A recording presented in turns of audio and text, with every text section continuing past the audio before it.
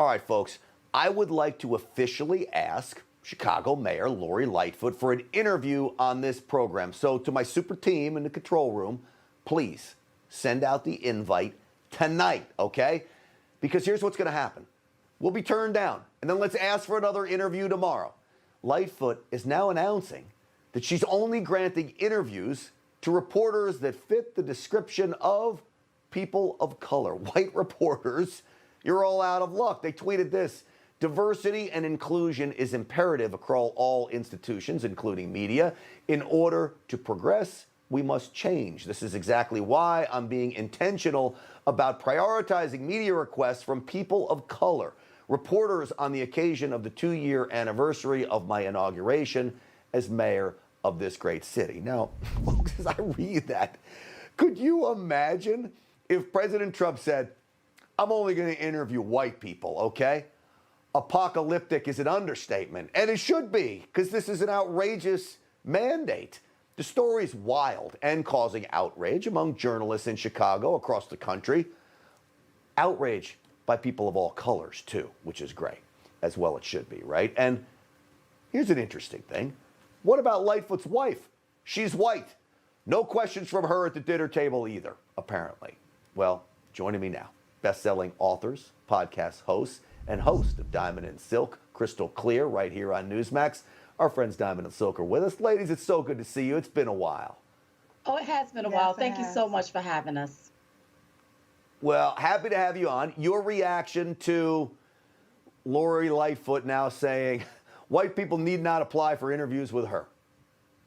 Well, this is what segregation, discrimination, and even racism look like. You have the left, like a Lori Lightfoot, they cry, oh, we need some equality. Oh, we're tired of the discrimination. Yeah. And the very thing that they cry about is the very thing that they perpetuate onto people. Mm-hmm. And it's so sad, it's sick, and it's sinister. Yeah. Listen. We are supposed to be a country where we're together, not apart. Imagine if white people were going around and said, well, oh, I don't want to interview with no black people. Mm-hmm. Do you know all chains and fences will open up or break loose in this country? Yeah. So I really think it's a sad day in America when you have a mayor saying, hey, I don't want to interview with no white people. Just give me all black people. And let me tell you something. These journalists, they really don't care what color you are. Mm-hmm. All they want is some dirt so they can spill the tea. That's right. It's true. To me, it shows kind of how far we've fallen. Really, I thought we were making progress as race relations go. Am I wrong, ladies, that over the last few years, to me, it seemed like we've been pushed further and further apart, and to me, I'm saddened by it.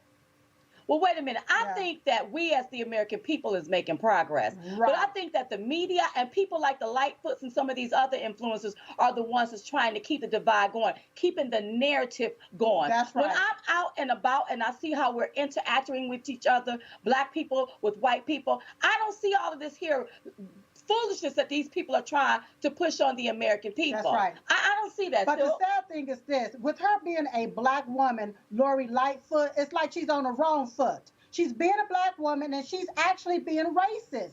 What she's doing is racist. So when you hear them talking about systemic racism, she's part of that system pushing racism and segregation. Right. Well, what do we call it?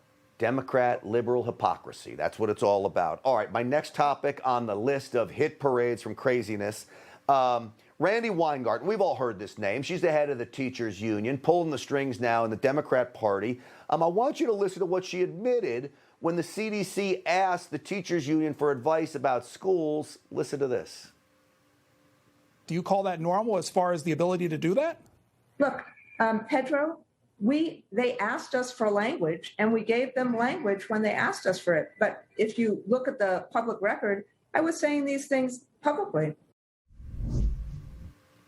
She's giving the recommendations basically to stay closed so teachers can get paid full time and our kids suffer, ladies. You know what? Teachers like her need to be fired. Yeah. If you can't do your job, if you don't want to do your job, we shouldn't have to pay you. That's right. You should go somewhere and find something else to do. See, this is what I call welfare, and they calling it unemployment, stimulus, or another way to get paid. Listen, your job is to show up and teach our young people. That's right. And if you can't do that, then they need to fire you. That's what needs to happen. Why do you want to keep our schools closed? Let me tell you something. Back during the days of slavery, the slave master did not want children or black people to have education. And right now, I see them perpetuating that on to everybody, whether you black or white. Yep. Our children need education in this country. That's right. Please, teachers, we need you to show up or teach. If you don't want to do that, quit. That's right. And on top of that, it's time to unmask American children. That's right. Amen, ladies, to that. And hey, how about unmask adults too? I'm all for that as well. Diamond and Silk, Lynette, Rochelle, it's so good to see you both, ladies. We'll get you on again soon. Thank you for your being part of the family here at Newsmax too.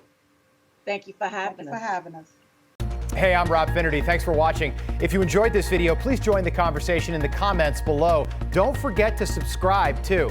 Hit the bell icon to be alerted to breaking news. And remember, there's a whole lot more on Newsmax TV, America's fastest growing cable news network.